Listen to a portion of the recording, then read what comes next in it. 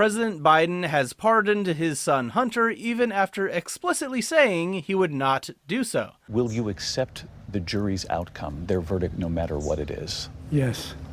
And have you ruled out a pardon for your son? Yes. Liar! This is Guns, Gear, and Guns with Gary Gunderson. I am Gary Gunderson. On the surface, this is for Hunter's gun crime conviction, but in reality, it's a blanket pardon for any and all crimes he may have committed over the past 11 years. If you are not aware, Hunter Biden purchased a firearm, lying on a federal background check form about not being addicted to illegal substances at the time of the purchase, which is, otherwise known as a crime. This pardon comes as little surprise to those who follow politics and the Biden corruption, but in his official statement, Biden said, "I said I would not interfere with the Justice Department's decision-making, and I kept my word." Except you didn't really, because you're now interfering with justice. That's like cheating on your wife and saying, "Well, I was faithful up until the point I wasn't." It may be true, but that's not relevant to the current affair.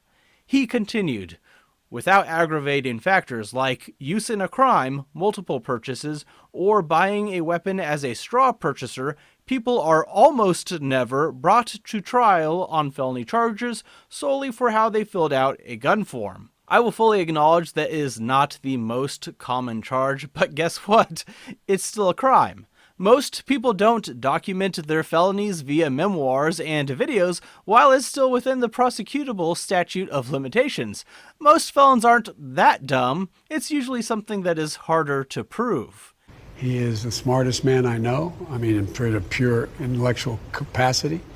And hey, if you want to argue that the 4473 background check form should be changed or have the penalties lessened, I'm open to that conversation, but that doesn't change the fact that it is currently, and was when he committed it, a crime.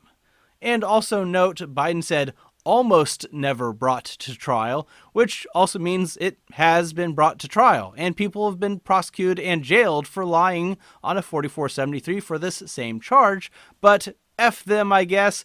Just last year, a 23-year-old in Iowa was sentenced to 5 years in prison for this same crime. He really should have tried the defensive strategy of being the offspring of a sitting president. Tough luck. President Biden concludes the official statement by saying, "For my entire career, I have followed a simple principle. Just tell the American people the truth. Here's the truth. I believe in the justice system, but as I have wrestled with this, I also believe raw politics has infected this process and it led to a miscarriage of justice.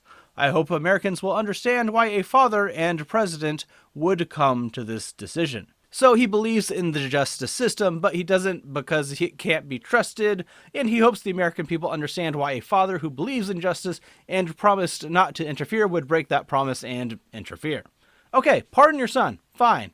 Now, how about you pardon all the other people unjustly imprisoned on stupid gun charges brought by your Department of Justice? I think your politics and anti-gun administration have infected the justice for people like Matthew Hoover or Dexter Taylor, except I'm certain you won't pardon them because you don't actually care about justice and only care about being anti-gun unless it affects you directly.